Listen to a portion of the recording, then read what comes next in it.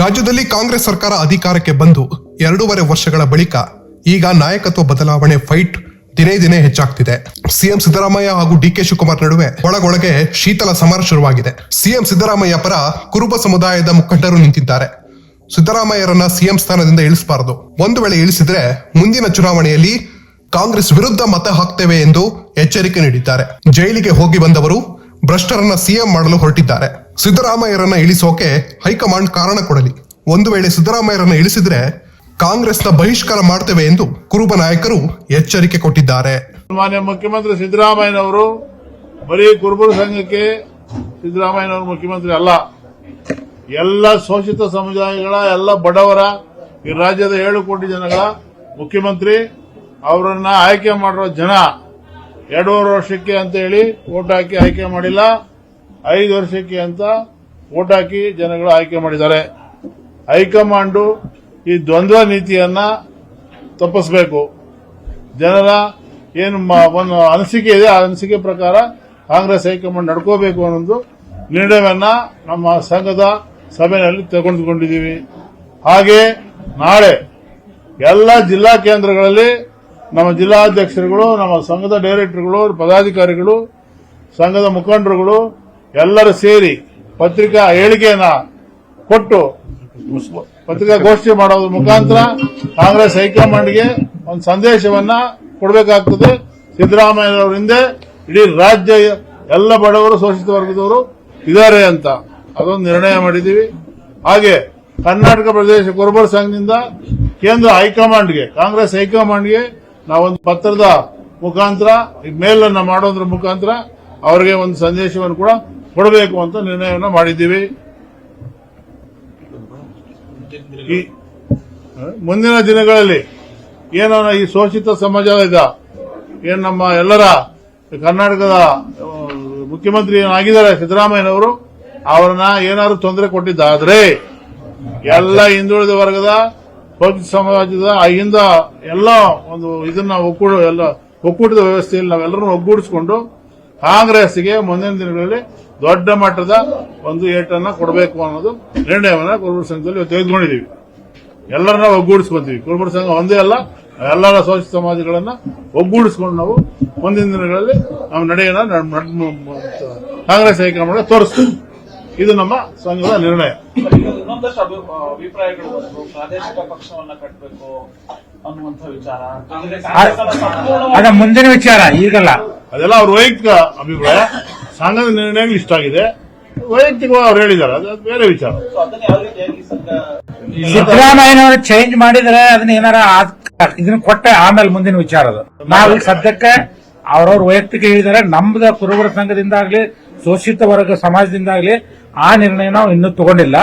ಅಕಸ್ಮಾತ್ ಅವ್ರ ಸಂಘದ ಏನ ಸಿದ್ದರಾಮಯ್ಯ ಕೈ ಎತ್ತಿದ್ರೆ ಮುಂದೆ ಏನಾಗ್ತದೆ ಗೊತ್ತಿಲ್ಲ. ಹಿಂದಿನಿಂದಲೂ ಕೂಡ ಚುನಾವಣೆ ಆದ್ಮೇಲೆ ಹೈಕಮಾಂಡ್ ಇದೇ ರೀತಿಯಾಗಿ ಗೊಂದಲಗಳನ್ನ ಸೃಷ್ಟಿಸಿಕೊಂಡೇ ಬರ್ತಾ ಇದೆ. ಯಾರಿಗೂ ಕೂಡ ಯಾವುದೇ ಒಂದು ಫೈನಲ್ ಆಗಿ ಹೀಗೆ ಇದೆ ಅನ್ನುವಂತ ಪರಿಸ್ಥಿತಿಯನ್ನ ವಿವರಿಸಿರಲಿಲ್ಲ.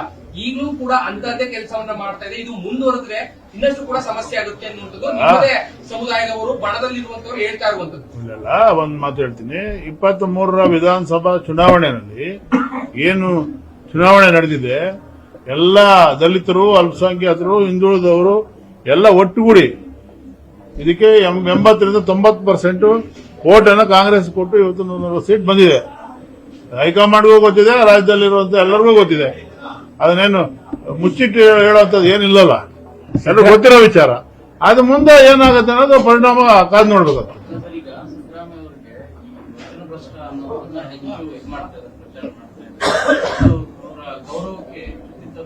ಇಲ್ಲ, ವಚನ ಭ್ರಷ್ಟ ಪ್ರಶ್ನೆ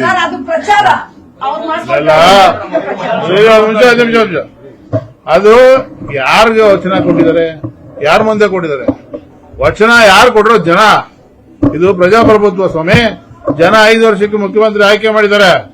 5 ವರ್ಷಕ್ಕೆ ಅವ್ರು ಮುಖ್ಯಮಂತ್ರಿ ಆಗಿರ್ಬೇಕು ಅನ್ನೋದು ನಮ್ಮ ಆಗ್ರಹ. ಯಾರು ಮಾತು ಕೊಟ್ಟಿದ್ದಾರೆ? ಯಾರಿಗೆ ಮಾತು ಕೊಟ್ಟಿದ್ದಾರೆ? ಜನ ಓಟ್ ಹಾಕಿರೋದು, 7 ಕೋಟಿ ಜನ ಓಟ್ ಹಾಕಿರೋದು. ಬೇರೆ ಯಾರು ಅಭಿಪ್ರಾಯ ಮಾತು ಕೊಟ್ಟಿರೋದು ಯಾರು ಇಲ್ವಲ್ಲ? ಯಾರು ಕೊಟ್ಟಿದ್ದಾರೆ? ಇಲ್ವಲ್ಲ. ಸಿದ್ದರಾಮಯ್ಯ ಸಾಹೇಬರು ಎಲ್ಲೂ ಸಹ ನಾವು 2.5 ವರ್ಷ ಬಿಟ್ಕೊಡ್ತೀವಿ ಅಂತ ಎಲ್ಲೂ ಹೇಳಿಲ್ಲ. ಸಿಎಲ್ಪಿ ಸಭೆಯಲ್ಲಿ ಹೈಕಮಾಂಡ್ ಬದ್ಧ ಅಂತ ಹೇಳಿದ್ದಾರೆ. ಸಿಎಲ್ಪಿ ಸಭೆಯಲ್ಲಿ 5 ವರ್ಷಕ್ಕೆ ಅಂತೇಳಿ ಮುಖ್ಯಮಂತ್ರಿ ಶಾಸಕರು ಆಯ್ಕೆ ಮಾಡುವಂತದ್ದು. ಇವತ್ತು 2 ವರ್ಷ ಮುಗಿದಿದೆ, 2 ವರ್ಷ ಕಂಪ್ಲೀಟ್ ಇದೆ. ಸರ್, ಈಗ ಸಿದ್ದರಾಮಯ್ಯನವರೇ ಒಪ್ಪಿ ಇನ್ ಕೇಸ್ ಆಯ್ತಪ್ಪ ನಾನು ಇಳಿತೀನಿ ಅನ್ನುವಂತ ನಿರ್ಧಾರ ಬಂದ್ರೆ ಅವ್ರ ಮನಸ್ಸಿಗೆ ಏನಾದ್ರು ಬೇಜಾರಾಗಿದ್ರು ಕೂಡ ಬಹಿರಂಗ ಪಡಿಸ್ತೆ ನಾನು ಇಳಿತೀನಿ ಅಪ್ಪ ಅನ್ನುವಂತ ನಿರ್ಧಾರಕ್ಕೆ ಬಂದ್ರೆ ಸ್ವಾಗತ ಮಾಡ್ತಾರೆ ಹೇಗೆ?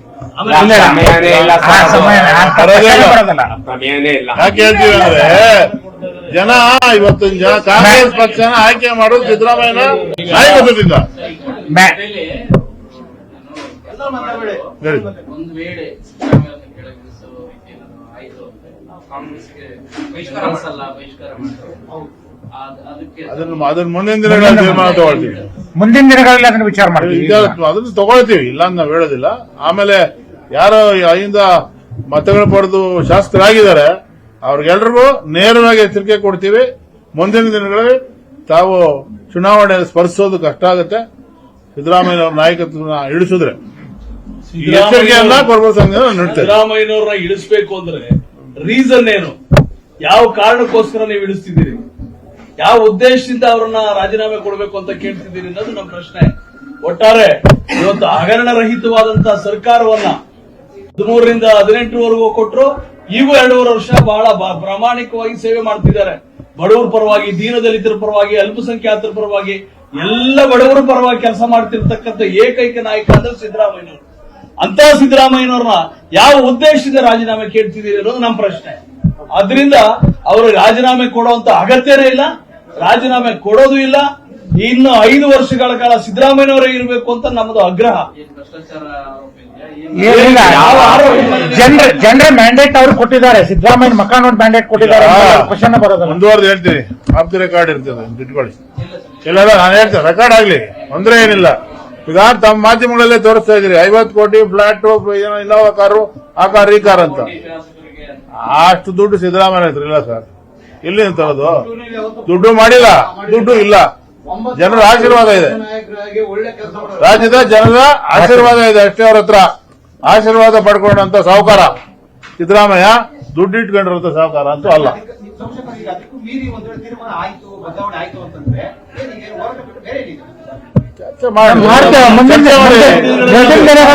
ವಿಚಾರ ಮಾಡ್ತೀವಿ. ನಾವು ಏನನ್ನ ತೋರಿಸ್ಬೇಕಲ್ಲ, ಅಹಿಂದ ವರ್ಗದಿಂದ ಸರ್ಕಾರ ಆಗಿದೆ, ಚರ್ಚೆ ಮಾಡ್ತೀವಿ, ಅದನ್ನು ತಿಳಿಸ್ತೀವಿ. 100ಕ್ಕೆ 90% ಬರೀ ಕುರುಬರ ಸಂಘ ಒಂದೇ ಅದ್ರ ಬಗ್ಗೆ ತೀರ್ಮಾನ ತಗೊಳಕ್ಕಾಗಲ್ಲ ಸರ್. ಕಂಪ್ಲೀಟ್ ಆಗಿಂದ ಎಲ್ಲಾ ಸಂಘಟನೆಗಳು ಒಗ್ಗೂಡಿಸಿಕೊಂಡು ಅದ್ರ ಬಗ್ಗೆ ತೀರ್ಮಾನ ತಗೊಳ್ತೀವಿ. ನಿಮ್ಮಲ್ಲಿ ಕೆಲವೊಬ್ರು ಹೇಳಿದ್ರು ಸರ್, ಲಾಸ್ಟ್ ಕ್ವಶನ್ ನಿಮ್ಮಲ್ಲಿ ಕೆಲವೊಬ್ರು ಹೇಳಿದ್ರು, ಯಾರ್ಯಾರೆಲ್ಲ ಅಹಿಂದ ಮತಗಳಿಂದ ಗೆದ್ದಿದ್ದಾರೆ ಶಾಸಕರೇನಿದ್ದಾರೆ ಅವ್ರಿಗೆ ಮನವಿ ಮಾಡಬೇಡಿ, ಆರ್ಡರ್ ಅನ್ನ ಕೊಡಬೇಕು ಸಂಘದಿಂದ ಅಂತ ಹೇಳಿ ಒಂದು ಮನವಿ ಕೂಡ ಆಯಿತು. ಇದಕ್ಕೆ ಸಂಬಂಧಪಟ್ಟಂಗೆ ಅವ್ರಗಳಿಗೆ ಒಂದು ಪತ್ರವನ್ನ ಅವ್ರಗಳಿಗೆ ಗಮನಕ್ಕೆ ತರುವಂತದ್ದು, ನಿಮ್ಮ ಕೆಲಸ ಮಾಡಬೇಕು ಅಂತ ಹೇಳುವಂತದ್ದು ಆಗುತ್ತೆ. ಹೇಗೆ ಖಂಡಿತ ಮಾಡ್ತೀವಿ.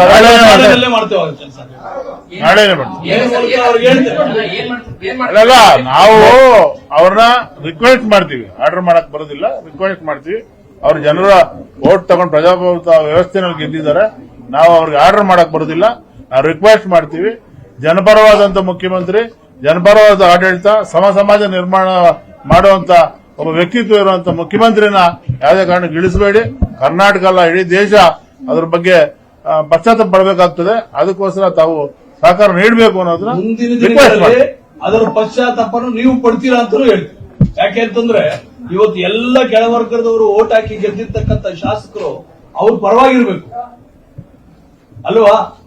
ಆದ್ರಿಂದ ಮುಂದಿನ ದಿನಗಳಲ್ಲಿ ನೀವೇನಾದ್ರೂ ತೊಂದರೆ ಕೊಟ್ಟಿದ್ದಾದ್ರೆ ಈ ಎಲ್ಲ ವರ್ಗದ ಜನ ಏನು ಅಹಿಂದ ವರ್ಗ ಇದೆ ಅವರೆಲ್ಲರೂ ಸಹ ನಿಮ್ಮ ಬಗ್ಗೆ ನಾವು ಆಕ್ಷನ್ ತಗೋಬೇಕಾಗ್ತದೆ.